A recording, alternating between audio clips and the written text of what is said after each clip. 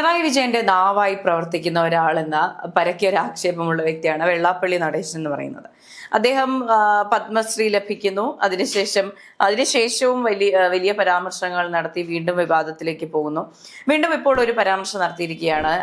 LDF വീണ്ടും അധികാരത്തിൽ വരും, പിണറായി തന്നെ മുഖ്യമന്ത്രിയാകും. അതും പോരാ, അദ്ദേഹം പറയുന്നത് UDF അധികാരത്തിൽ വന്നാൽ മുസ്ലിം ലീഗിന്റെ മുഖ്യമന്ത്രിയാകും, LDF ഭരണത്തിൽ വന്നില്ലെങ്കിൽ മതാധിപത്യം ജയിക്കും, ഇവിടെ മതേതരത്വം വാഴില്ല എന്നൊക്കെ വലിയ വർഗീയ പരാമർശങ്ങൾ എപ്പോഴത്തെയും പോലെ, വലിയ ഞെട്ടലൊന്നുമില്ല നമുക്ക് കേൾക്കുമ്പോൾ, എപ്പോഴത്തെയും പോലെ വർഗീയ പരാമർശങ്ങൾ നടത്തുകയാണ്. അപ്പോൾ അദ്ദേഹം ആരോപിക്കുന്നത് പോലെ ഈ പറഞ്ഞ LDF ഭരണത്തിൽ വന്നില്ലെങ്കിൽ ഇവിടെ എങ്ങനെയാണ് മതാധിപത്യം സംഭവിക്കാൻ പോകുന്നത്? അല്ല, അത് മുസ്ലിം ലീഗിന്റെ എന്നല്ല. കാരണം കഴിഞ്ഞ കുറച്ച് ദിവസങ്ങളായി വെള്ളാപ്പള്ളി നടേശൻ മുസ്ലിം വിരുദ്ധത വളരെ ഹാർഡായി പറയുന്ന ഒരാളാണ്. പ്രത്യക്ഷത്തിൽ തന്നെ പറയുന്നുണ്ട്. പലരും പരോക്ഷമായി വിമർശിച്ചു പോവുകയാണ് ചെയ്യുന്നതെങ്കിൽ ഇദ്ദേഹം പറയുന്നത് വളരെ പച്ചയ്ക്ക് വർഗീയത പറയുന്ന ഒരു വ്യക്തിയാണ്. തീ പിടിപ്പിക്കുന്ന വർഗീയതയാണ് പറയുന്നത്. കാരണം മുസ്ലിം വിഭാഗത്തിൽ നിന്നുള്ളവർ അവകാശം, കേരളത്തിൽ മറ്റുള്ള മതവിഭാഗങ്ങളിൽ ഉള്ളവരുടെ അവകാശങ്ങൾ ചീഞ്ഞെടുക്കുന്നു. അവരുടെ വിദ്യാഭ്യാസ സ്ഥാപനങ്ങളിലൂടെ അവരുടെ കുട്ടികൾക്ക് മാത്രം പഠന സൗകര്യം ഒരുക്കുന്നു. SNDPയുടെ ഒരു വിദ്യാഭ്യാസ സ്ഥാപനം പോലും മലപ്പുറത്ത് തുടങ്ങാൻ അനുവദിക്കുന്നില്ല. ഇങ്ങനെ തുടങ്ങി മുസ്ലിം വിരുദ്ധത കഴിഞ്ഞ കുറച്ചു നാളായി വളരെ ഹാർഡായി പറയുന്ന ഒരാളാണ് വെള്ളാപ്പള്ളി നടേശൻ. ആ ഒരു മുസ്ലിം വിരുദ്ധതയ്ക്ക് CPM, പ്രത്യേകിച്ച് മുഖ്യമന്ത്രി പിണറായി വിജയൻ കുടപിടിക്കുന്ന സമീപനമാണ് നടത്തിയത്. പക്ഷെ മൈനോറിറ്റീസ് വോട്ട് പോകാതിരിക്കാൻ വേണ്ടി CPM ആ ഒരു ഇതിന് കൊണ്ടുവന്ന ഒരു നറേറ്റീവാണ് മുസ്ലിം ലീഗിനെയാണ് വെള്ളാപ്പള്ളി ആക്രമിക്കുന്നത് എന്നാണ്. പക്ഷെ വെള്ളാപ്പള്ളി ഇലക്ഷന് മുമ്പ് വരെ കൃത്യമായി ആക്രമിച്ചിരുന്നത് മുസ്ലിം വിഭാഗത്തെ തന്നെയാണ്, സംസാരിച്ചതെല്ലാം മുസ്ലിം വിരുദ്ധത തന്നെയാണ്. ഇപ്പൊ എന്താണ്, ഈ എക്സിറ്റ് പോളുകൾ വന്നതോടുകൂടി UDF ഭരണത്തിലെത്തും എന്നുള്ള പ്രവചനം അല്ലെങ്കിൽ വിലയിരുത്തൽ വന്നു. ഇതോടെയാണ് വീണ്ടും വെള്ളാപ്പള്ളി നടേശൻ രംഗത്തെത്തുന്നത്. ഇന്ന് മാധ്യമങ്ങളെ കണ്ടപ്പോൾ പറഞ്ഞത് ഇവിടെ ലീഗ് ആയിരിക്കും ഇനി കേരളം ഭരിക്കാൻ പോകുന്നത്, ലീഗിന്റെ മുഖ്യമന്ത്രി വന്നാൽ അത്ഭുതപ്പെടേണ്ടതില്ല, വീണ്ടും മാറാട് ആവർത്തിക്കാൻ സാധ്യതയുണ്ട് തുടങ്ങി മുസ്ലിം വിരുദ്ധത, അത് മുസ്ലിം ലീഗിന്റെ ചുമലിൽ കയറ്റി മുസ്ലിം വിരുദ്ധതയാണ് പറയുന്നത്. എന്നിട്ട് വീണ്ടും ആവർത്തിക്കുന്നത് എന്താണ്, പിണറായി വിജയൻ സർക്കാർ വീണ്ടും വരും, എന്നെ പരിഗണിക്കുന്ന ഒരു സർക്കാർ വരും, അത്ര മാത്രമേ ഉള്ളൂ. അത് പിണറായി വിജയനോ CPM-നോടോ ഉള്ള സ്നേഹം കൊണ്ടല്ല, എന്നെ പരിഗണിക്കുന്ന ഒരു സർക്കാർ, അത്ര മാത്രമേ വെള്ളാപ്പള്ളി ഉദ്ദേശിക്കുന്നുള്ളൂ.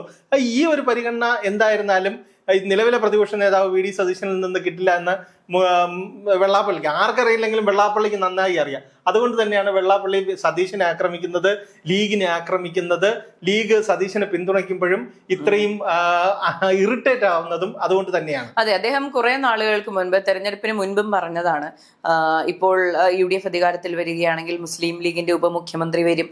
അത്തരത്തിൽ വലിയ രീതിയിൽ വോട്ട് സ്പ്ലിറ്റ് ചെയ്യാൻ ഒരു ശ്രമം നടത്തിയിരുന്നു. നമുക്കറിയാം, ഈ പറഞ്ഞ ഈ മതേതരത്തിനെതിരെ വർഗീയത പറഞ്ഞ് ചെയ്യാൻ സാധിക്കുക എന്ന് പറയുന്നത് വോട്ട് സ്പ്ലിറ്റ് ചെയ്യുകയാണ് ചെയ്യാൻ സാധിക്കുന്നത്. അപ്പോൾ വോട്ട് സ്പ്ലിറ്റ് ചെയ്ത് അവിടെ വിജയ സാധ്യതയുള്ള ആളെ തോൽപ്പിക്കുക എന്നുള്ള ഉദ്യമമാണ് അദ്ദേഹം പ്രത്യക്ഷത്തിൽ ചെയ്തുകൊണ്ടിരുന്നത്. അപ്പോൾ അത്തരത്തിൽ മുസ്ലിം ലീഗിനെതിരെ സംസാരിക്കുന്നു. അപ്പോൾ പല ഭാഗങ്ങളിൽ നിന്നായി പരോക്ഷമായി അദ്ദേഹത്തിന് സപ്പോർട്ട് കിട്ടുന്നു. ഈ പറയുന്ന ഒരു അദ്ദേഹം പ്രത്യക്ഷത്തിൽ പറയുന്ന വർഗീയതയ്ക്ക് പ്രത്യക്ഷത്തിൽ തന്നെ സപ്പോർട്ട് കൊടുക്കുന്നവരുടെ എണ്ണം എന്ന് പറഞ്ഞാൽ വളരെ കുറവാണ്.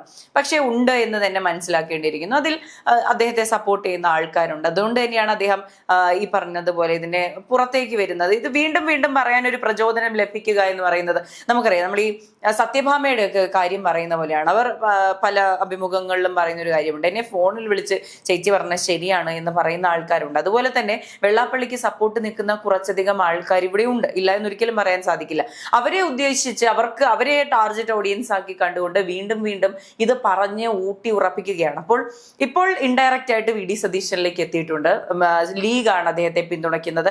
അദ്ദേഹം മുഖ്യമന്ത്രിയായ ലീഗിനെ ആയിരിക്കും കൂടുതൽ നോക്കുക, മുസ്ലിങ്ങൾക്കായിരിക്കും കൂടുതൽ ആധിപത്യം ലഭിക്കുക. ഇത് തന്നെയാണ് അദ്ദേഹം ഈ മതാധിപത്യം എന്നുള്ള വാക്കുകൊണ്ട് തന്നെ ഉദ്ദേശിക്കുന്നത്. അപ്പോൾ അദ്ദേഹം പറയുന്നത്, ഇപ്പൊ എക്സിറ്റ് പോളുകളെല്ലാം പറയുന്നത് UDF ഭരണത്തിൽ വരുന്നു. പക്ഷെ അദ്ദേഹവും MP ഗോവിന്ദനും AK ബാലനും അതുപോലെ തന്നെ പിണറായി വിജയൻ സാറും ഒക്കെ മാത്രമാണ് പറയുന്നത് LDF വീണ്ടും അധികാരത്തിൽ വരും എന്നുള്ള. അല്ല, ഈ വെള്ളാപ്പള്ളി ഇത് പറഞ്ഞു കഴിഞ്ഞപ്പോൾ ഇന്ന് കൃത്യമായി മുസ്ലിം ലീഗ് ഇതിന്റെ മറുപടി കൊടുത്തു. എക്സിറ്റ് പോൾ കണ്ട് ഹാലിളകിയതാണ് വെള്ളാപ്പള്ളിക്കെന്ന്. യഥാർത്ഥത്തിൽ കൃത്യമായി നമുക്ക് നോക്കിക്കഴിഞ്ഞാൽ അത് തന്നെയാണ് സംഭവിക്കുന്നത്. കാരണം ഇന്ന് വാർത്താ സമ്മേളനം വിളിക്കുന്നു, മുസ്ലിം ലീഗിനെ വലിയ രീതിയിൽ വിമർശിക്കുന്നു. പക്ഷെ മുസ്ലിം ലീഗ് ചെയ്ത നല്ലൊരു കാര്യം വെള്ളാപ്പള്ളി നടേശൻ പറഞ്ഞിട്ടുണ്ടോ? കാരണം വയനാട് ദുരന്ത ബാധിതർക്കായിട്ട് 58 വീടുകൾ, അവർ 100-ലധികം വീട് വയ്ക്കുമെന്ന് പറയും, അതിൽ 58 വീടുകൾ അവർ വച്ച് ദുരന്ത ബാധിതർക്ക് അവിടെ താമസിക്കാൻ ഫർണിച്ചർ മാത്രമല്ല അരി അടക്കമുള്ള സാധനങ്ങൾ അവിടെ എത്തിച്ച് അവർക്ക് താമസയോഗ്യമാക്കി കൊടുത്തു. സർക്കാർ പ്രഖ്യാപിച്ച ടൗൺഷിപ്പ് എന്തായി? അതിൽ എടുത്തു പറയേണ്ട കാര്യം എന്ന് പറഞ്ഞാൽ PR വർക്കുകളില്ല, അതിവൈകാരികമായ പ്രകടനങ്ങളില്ല, വൈകാരിക തള്ളിച്ചകളില്ല, റീലുകളില്ല. ഈ പറഞ്ഞത് നമ്മൾ മാധ്യമങ്ങളിലൂടെ കണ്ട ന്യൂസ് റിപ്പോർട്ടുകൾ മാത്രമാണ് നമ്മൾ കണ്ടത്. അതുവഴിയാണ് നമ്മൾ അറിയുന്നത് മുസ്ലിം ലീഗ് ഇത്രയധികം വീടുകൾ വെച്ചു കൊടുത്തു. നമ്മൾ കണ്ടു ഒരു വീട്ടിൽ ഗണപതി ഹോമം നടത്തുകയാണ് വീട്ടിൽ പ്രവേശിക്കുന്നതിന് മുൻപ്. അപ്പോൾ അദ്ദേഹത്തിനോട് ശിഹാബ് തങ്ങളോട് ചോദിക്കുമ്പോൾ അദ്ദേഹം അതവരുടെ മതാചാര പ്രകാരമുള്ളതല്ലേ, വളരെ കാം ആൻഡ് കമ്പോസ്ഡ് ആയിട്ടും വളരെ പക്വതയോടും രാഷ്ട്രീയ പക്വതയോടും കൂടി കാര്യങ്ങൾ നോക്കിക്കാണുന്ന, അവരെ ഇത്രത്തോളം വർഗീയപരമായി നോക്കിക്കാണുന്ന ഒരു വ്യക്തിയാണ് ഇപ്പോൾ വർഗീയത പറയുന്ന വെള്ളാപ്പള്ളി നടേശൻ നേതൃത്വം നൽകുന്ന SNDP ട്രസ്റ്റും വയനാട് ദുരന്തബാധിതർക്കാർ ഒരു വീടെങ്കിലും വെച്ചു കൊടുത്തിട്ടുണ്ടോ? ഇതൊന്നും വെച്ചു കൊടുത്തിട്ടില്ല. പകരം ഇവിടെ വന്ന് വർഗീയത പറയുക, കലക്കവെള്ളത്തിൽ മീൻ പിടിക്കുക, എന്നെ പിന്തുണയ്ക്കുന്നവർ അധികാരത്തിൽ ഇരിക്കുക, അതുകൊണ്ട് എനിക്ക് എന്ത് ഗുണമുണ്ടാകുമെന്ന് ചിന്തിക്കുക. ഇതല്ലാതെ മറ്റേ വലിയൊരു ചിന്താഗതി ഉണ്ടെന്നൊന്നും പറയാൻ പറ്റില്ല. കാരണം എന്ന് പറഞ്ഞു കഴിഞ്ഞാൽ വെള്ളാപ്പള്ളി നടേശൻ ഇവിടെ CPM-നെ പിന്തുണയ്ക്കുന്നു. വെള്ളാപ്പള്ളി നടേശന്റെ മകൻ തുഷാർ വെള്ളാപ്പള്ളി BJP-ക്കൊപ്പം നിന്ന് NDA-യുടെ പ്രധാന കക്ഷിയായിട്ട് പ്രവർത്തിക്കുകയും ചെയ്യുന്നു. ഇതാണ് പറയുന്നത്. ഇത് ഒരു രാഷ്ട്രീയ ഇരട്ടത്താപ്പ് കാണിച്ച് സ്വന്തം നേട്ടത്തിനും സ്വന്തമായി എന്തെങ്കിലും നേട്ടമുണ്ടാക്കുവോ അത് മാത്രം ചിന്തിച്ചുള്ള വൈകാരികമായ പ്രകടനങ്ങൾ മാത്രമാണ് നടത്തുന്നത് വെള്ളാപ്പള്ളി. അല്ലാതെ കേരളത്തിലെ ഏതെങ്കിലും ഇഷ്യൂസിൽ അല്ലെങ്കിൽ എന്തെങ്കിലും ദുരന്തബാധിതരുണ്ടാകുമ്പോൾ നിങ്ങൾ ഇറങ്ങി പ്രവർത്തിക്കൂ എന്ന് SNDP യോഗത്തിലെ അംഗങ്ങളോട് വെള്ളാപ്പള്ളി നടേശൻ ആവശ്യപ്പെടുന്നത് നമ്മൾ കണ്ടിട്ടില്ലല്ലോ. ഈ വർഗീയത പറയുക, തെരഞ്ഞെടുപ്പിന്റെ സമയത്ത് വർഗീയത പറയുക, ഇന്ന ആളെ തോപ്പിക്കണമെന്ന് പറയുക, ഇന്ന ആളെ ജയിപ്പിക്കണമെന്ന് പറയുക, ഇത് മാത്രമാണ് വെള്ളാപ്പള്ളി നടേശൻ ചെയ്യുന്നത്. പിന്നെ ഈ വെള്ളാപ്പള്ളി നടേശൻ പറഞ്ഞതുകൊണ്ട് മാത്രം കേരളത്തിൽ ഭരണ തുടർച്ച ഉണ്ടാകും എന്നൊന്നും പറഞ്ഞ് വിശ്വസിക്കുന്ന ആളൊന്നും അല്ല ഞാൻ. കാരണം അങ്ങനെ ഒരു വോട്ട് ബാങ്ക് ഒന്നും ഇതാക്കാനുള്ള ശേഷിയുണ്ടെന്ന് ഇപ്പോഴും അദ്ദേഹത്തെയും അദ്ദേഹത്തിന്റെ വർഗീയതയും സപ്പോർട്ട് ചെയ്യുന്ന 4-3-7 പേര് കാണുമായിരിക്കും. പക്ഷെ അത് വോട്ടിലേക്ക് മാറില്ല. കഴിഞ്ഞ ദിവസങ്ങളിൽ ഈ പറഞ്ഞ SNDP-യുടെ സ്ഥാപക നേതാക്കൾ ആദ്യ ഘട്ടത്തിൽ ഉണ്ടായിരുന്ന SNDP അല്ല BDJs ആണ് റിപ്പീറ്റ്. കഴിഞ്ഞ ദിവസങ്ങളിൽ BDJs-ന്റെ സ്ഥാപക നേതാക്കളിൽ ഒരാളായ ഒരു അഡ്വക്കേറ്റ് സന്തോഷ് കുമാറുമായിട്ട് നമ്മൾ സംസാരിക്കുമ്പോൾ അദ്ദേഹം പറയുന്ന ഒരു കാര്യമുണ്ട്. വെള്ളാപ്പള്ളി പറഞ്ഞാൽ BDJs എന്നല്ല SNDP എന്നല്ല ആരും വോട്ട് ചെയ്യില്ല എന്നുള്ളൊരു കാര്യം ചെയ്യുമായിരിക്കാം. പക്ഷെ ആ ശതമാനം എന്ന് പറയുന്നത് വളരെ കുറവാണ്. ഇത് കൃത്യമായി അറിയാം. പക്ഷെ അവിടെ പിഴച്ചു പോയത് പിണറായി വിജയൻ ആയിരുന്നു. അദ്ദേഹമായിരുന്നു ഈ പറഞ്ഞതുപോലെ SNDP ആഗോള അയ്യപ്പ സംഗമത്തിന് അദ്ദേഹത്തെ കൂട്ടുപിടിക്കുന്നു, വർഗീയത പറയാതെ പറയിക്കുന്നു എന്നുള്ള ആക്ഷേപങ്ങൾ ഉണ്ടാവും. ഇതൊക്കെ ചെയ്തിട്ടും ഇതെല്ലാം പാളിപ്പോയ കാഴ്ച കണ്ടു. അതാണ് കഴിഞ്ഞ 2 ആഴ്ചകളായി വെള്ളാപ്പള്ളിയുടെ അഡ്രസ്സ് പോലും ഇല്ലാതെ ഇങ്ങനെ ഒരു സൈലൻസിൽ ഇങ്ങനെ വരുന്നു. എനിക്കൊന്നും ആ വോട്ടെടുപ്പിന്റെ സമയത്തോടു കൂടി ആ കഴിഞ്ഞ റിപ്പോർട്ടറിനോടുകൂടി ഒരു റിപ്പോർട്ടറോട് കയർത്ത സംഭവത്തിന് ശേഷം ഒന്ന് മന്ദഗതിയിലായിരുന്നു. ഇപ്പോൾ വീണ്ടും ഈ പറഞ്ഞ എക്സിറ്റ് പോൾ കണ്ട് ഹാലിളകി വീണ്ടും പുറത്തേക്ക് വന്നത് എന്ന് വേണം മനസ്സിലാക്കാൻ. അല്ല, ഒരു കാലം വരെ CPM-ന്റെ കോർ വോട്ട് ബാങ്ക് ആയിരുന്നു കേരളത്തിലെ ഈഴവ വിഭാഗത്തിൽ നിന്നുള്ള വോട്ട്.